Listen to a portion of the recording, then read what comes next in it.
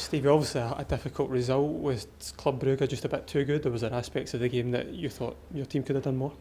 A bit of both. They were excellent, as I said to the players after the game. They were everything that I would like us to be. But in the first half, when you look at 3 goals we lost, was probably technical errors for us, so we weren't as good on the ball as we should have been. And they're a really good team, so fair play to them.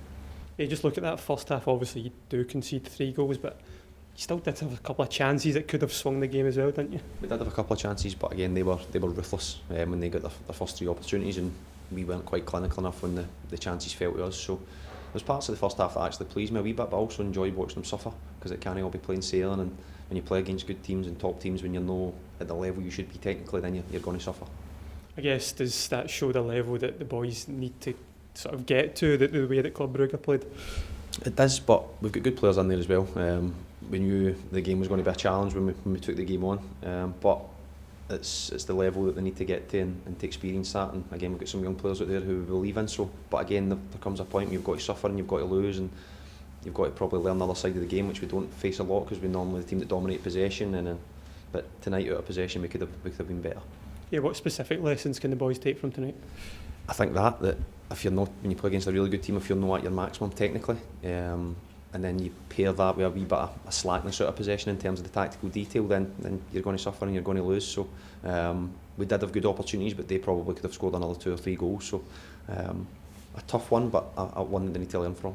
I guess individually, obviously had very good players, but I thought collectively as well, they were a very good outfit. They were organised, they were strong, they were quick, and then when again you add that to their technical quality, then you're up against a really good team. But again, that's the reason we take the games, to challenge the players and to show them that that's the level that they need to get to, and we'll get there.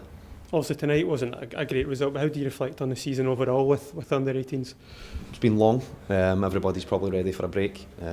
Also a wee bit of change throughout the season as well, which everybody's had to handle, staff members and players, and we're at the point where that we probably need a break. We've enjoyed working with the group, I've worked with them for a long time, and they have put a lot of effort in, whether that's training and games, but we're probably ready for a break. I guess you always look at individuals getting round to the first team. You see Ed McCallion, who it's his first year at 18's, being able to push himself around to that first team side. That's why we're here. Obviously we've had Mason Mann and Bailey Rice and Finlay Curtis this year featuring, Paul Nisio featured as well, so, but we always want more.